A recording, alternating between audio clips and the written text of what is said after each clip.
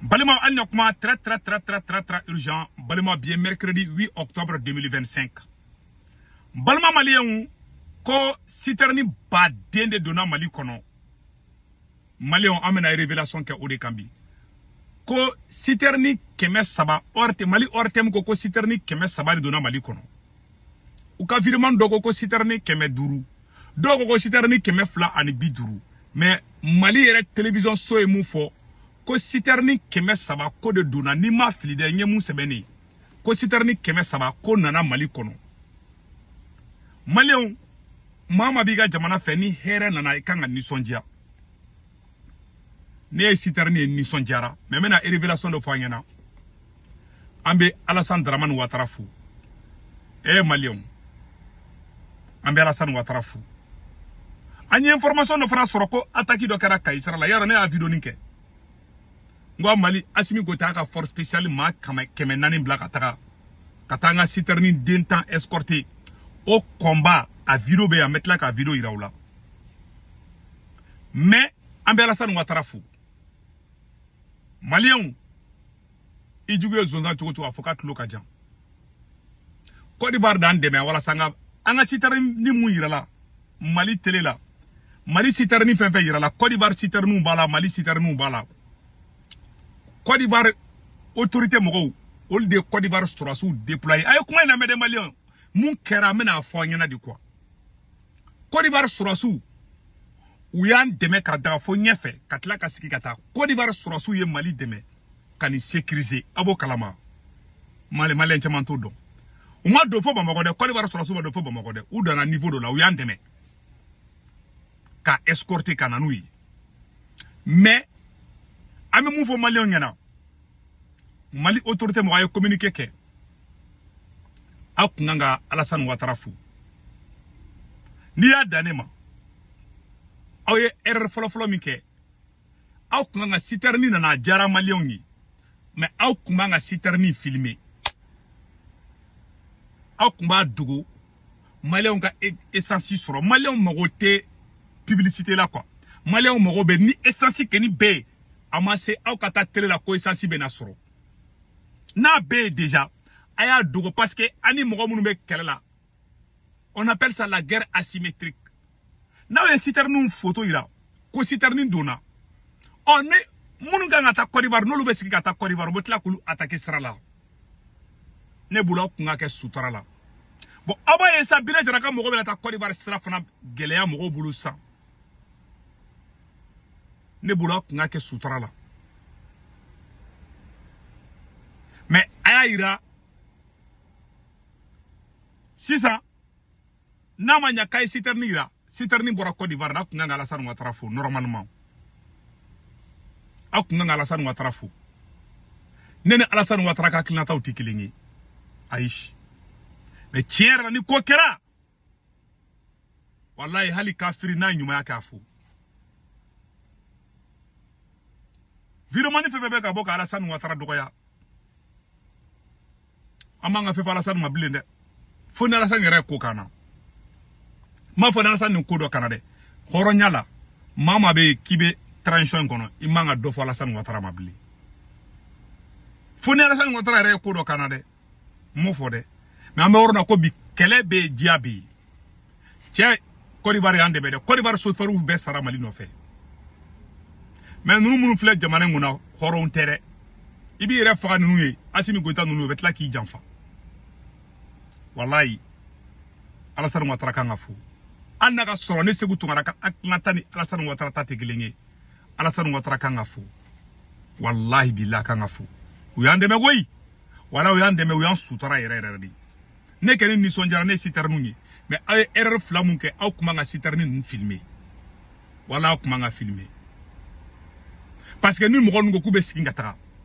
na siterni filmer abedo abora romna siterni wara fana be sarala kana abeno nali gelea aw ba do siterni chama be okanga naw bo aba esanno jatike wale mo be na commencer kuga force be blaka tagadi bo munu be kankele bina jaral munu be kankele bi Algérie be ku deme Mauritanie be ku deme Ukraine be ku deme France be ku deme marfa tigi nunu moto tigi munu be ka Mali kele Malien ou kelente de jamana chama de b'u kɔfɛ Algérie b'u kɔfɛ Mauritanie b'u kɔfɛ France b'u kɔfɛ Ukraine b'u kɔfɛ donc i b'a ye u bɛ renfort bila ka taga Côte d'Ivoire frontière la sisan aw kun man ka citerne photo yira fiyewu ne y'a fɔ ɲɛna aw mɔgɔ kelen de bɔra ka taa citerne filmer Sénégal frontière sara la a y'o filmer dɔrɔn u y'u attaquer aw tɛ filmer ko in jɔ ten sa wa ni gaz ni essence ni fɛnw sɔrɔ et puis n bɛna secret dɔ fɔ maliyɛnw ɲɛna citerne ko in na citerne minnu nana ko k'a di Mali ma a caman ye gasoil de dɛ aw kumana Mali télévision so la aw ko citerne 300 de don a ye nkalon tigɛ bi a ye nkalon tigɛ sini citerne 300 ma don ne b'a da dɔn mais ne t'a fɔ pour raison de ni ne y'a da fɔ dɔrɔn mɔgɔ dɔw ka baara bɛ tiɲɛ aw kɛrɛfɛ ni n kɔrɔ ne cɛ citerne 300 tɛ a ye nkalon tigɛ citerne wɛrɛw bɛ sara la ka na ne b'o kalama o de kosɔn ne ko n ka kun man kan ni citerne ni ma don ɲɔgɔn fɛ fana aw b'a dɔn ne b'a dɔn a dɔw ye tile 10 kɛ sira la a dɔw ye tile 15 kɛ sira la a citerne caman donna ŋaɲa ne fana kɔnɔ ka na a caman mana siraba yɛrɛ fɛ chauffeur ye baara kɛ n b'u fo a kun man kan ni filmer yira quoi bon ne y'a filmer ka yira mɔgɔ b'a bɔra jamana min kan bon a y'a bila dɔrɔn a dɔnna k'a bɔra Côte d'Ivoire bon a b'a ye sa a bɛna Côte d'Ivoire sira gɛlɛya hali mɔgɔ wɛrɛ min bɛ voyager Côte d'Ivoire sira a bɛn'u kungo gɛlɛya aw tɛ se communication la dɔwɛrɛ tɛ dɛ u ka sunguru a b'a dɔn mɔgɔ min bɛ k'u bila nin ko nin na Mariam Diallo Modibo Konɛ ka sunguru dɔ bɛ yen ko Mariam Diallo dɛ a bɛ SE la dɛ o de b'u bila ka nin ko ninnu kɛ Mariam Diallo voilà Mariam Diallo je pense que voilà Mariam Diallo ale de Modibo Konɛ ka sunguru ye ale de bɛ nin ko in bɛɛ kɔfɛ a photo filɛ nin ni Mariam Diallo ye o de b'u bila k'u ka filmeli ninnu kɛ muso de filɛ ka Mali gérer tan muso Mariam Diallo a photo filɛ nin Modibo Konɛ ka sunguru pour le moment de Modibo Konɛ sunguru de don dɛ an t'a dɔn n'a b'a datɔ di Asimi Goïta ma aw ko citerne 300 tɛ bi citerne 300 tɛ sini a ye nkalon tigɛ fɔlɔ aw ko carburant ko bɛna ban ko ka daminɛ bi ko carburant ko kɛ nin ko a ko bɛna commencer ka ban pewu aw kumana micro la maliyɛnw tulo b'aw la hɔrɔnw tulo b'aw la yɛrɛwolow tulo b'aw la aw ko carburant ko nin y'a ko nɔgɔyatɔla de a bɔra a y'a kumana dɛ adamaden yɔrɔ bɛ bi don mais ni da y'i don i tɛ bɔ dɛ ni maliyɛnw problème sɔrɔ carburant ko la bɛɛ bɛ tigɛ aw la aw bɔra ko carburant aw b'a dɔn a nana ni mun ye a tɛ maliyɛnw bɔ Mali dan tɛ Bamakɔ kelen fana ye aw bɔra ye nkalonba de tigɛ télé la citerne min donna a t'ali 200 bɔ citerne min donna a t'ali 100 bɔ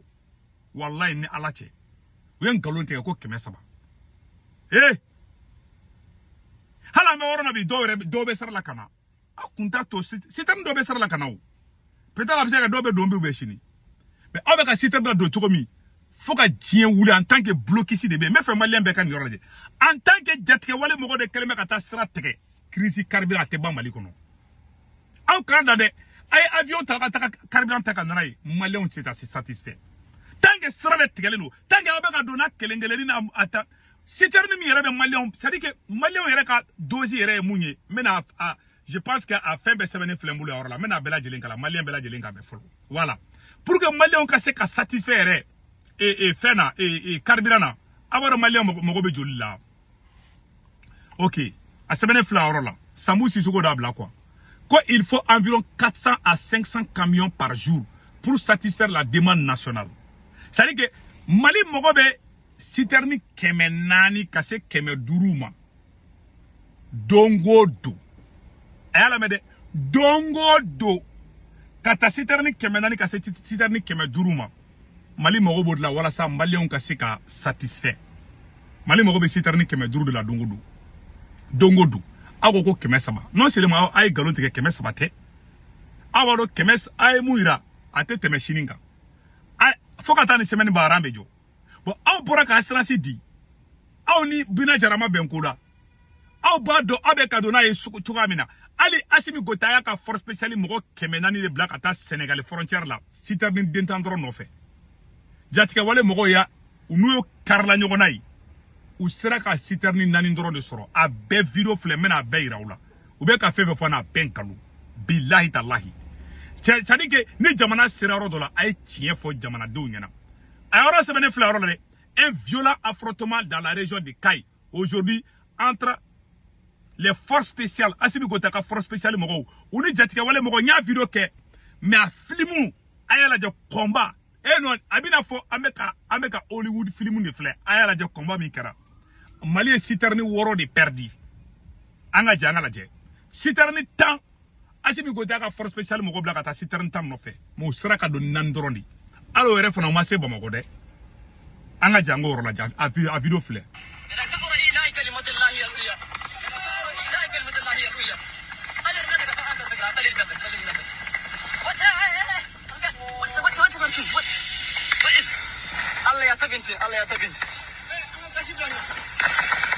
Abe nyabala. Voilà, nyanga siterni de tanto. Afle nyanga siterni de jenita. Ndaya. Nte kele wara jenne fleni. Aya konte de nte filai. Voilà, ni flanai. Avec Savana fana ça si je ne me trompe pas. Yo combat yere combat yere bike. Kelen fana fleni nye fela la. Mogon be moto de la obeka filmer.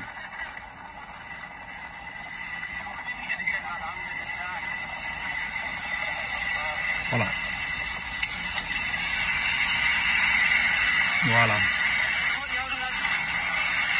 Le dore a bureau ka jan. Tasuma menele fle dola. Ni tasuma menele dola. A photo fleni. Mais n'te fait qu'à beira quoi. A image yoro dobe olu cheka jugu doni quoi. Voilà. A image dobe olu cheka jugu doni. Anga force spéciale mogodo sara, jatka wale mogodo fana sara. Image yoro dobe nto lubo. Bon, ni combat ne kera. Anga soutien be armée malienne. Anga soutien be Mali. Mbe douaoudou. Mama ti Mali fait. Mama be ka Mali ko ken galonko ya ala ka be libu. Mama be Mali fait anila. Na Assimi Goïta be ka Mali deme tien di kan. Ala ka Assimi ke kalo yelengi. Na Assimi be ka Mali jo tien yere di kan. Mama ni go kiba Assimi kele ala kana nyai bulu. Ni be ka Assimi. Ni mogo be ka Assimi kele ngalunga ala kana nyati ki bulu de. Mais mogo be ka Assimi kele de Assimi tabulu de mai.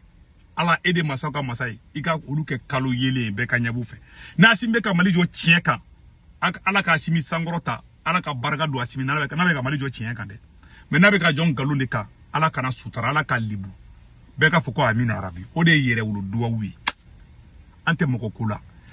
munu ba foko ante malife ni ne malde njugudi ala kana nyada kiraka ni ne malde njugudi me fefe ngina ala kana ndogani ni mali kanunte ne segu tungara la no de shenjele oboro jeli ala kana malu Assimi Goïta ne be ka Assimi kelen galonde ka ne be ka galonde ka nora Assimi la ne be ka Assimi kelen intérêt personnel de là ou bien ne be ka Assimi kele ka di étranger de ma ala kane malo Assimi Goïta ala kana ne si Assimi na fiu ala ka to Assimi Goïta ka ke sanfe yele ala ka ne segu tungara ala kana kele ngane bulu fiu ne be ka Assimi kele ngalunde ka mais ne segu tungara be ka kele tiere de kan comme Mali ko de do mugo ko te foi te ko Mali ko de do ko Assimi Goïta te sere di ala kane ke kalo yele ala ka kele ngane bulu ne wo fo ne nga kuma fo ka ban peu ambe Alassane Dramane Ouattara fou ado le vieux père ala ki mi encore wala Alassane Ouattara munga amba Alassane Ouattara fou vidéo la bana ambe dawo doronema ka fo orte mo nyana ay galon tege dabla bila wa ka crédibilité perdi abana la che mais mo fo Mali nyana Mali sura su na be Assimi Goïta dégager ka buya atese foila billahi tallahi atese foila abet la kan fa jabi fona abet la kan ka vidéo que les g ou yen galon tege chini ne da fo nyana mais kuma do be ne to le fo réseaux sociaux kan o de kundo malien mun be France Italie Espagne Angleterre Amérique Canada wari ci no kala be Senweb application télécharger na Senweb application télécharger be ne ka corporate mode urgent diro be no ya retay o ko fa baka bang information be do so mo be Mali Sénégal Côte d'Ivoire Cameroun abolu ga orange numéro ta nu to mu ga 40 ga na wari ci ma ba so orange mo na sur place wari ci go flata do magale sara wari ci go flana sabana bara 1,99 €2 keme fla dron o de kundo malien akambe ciao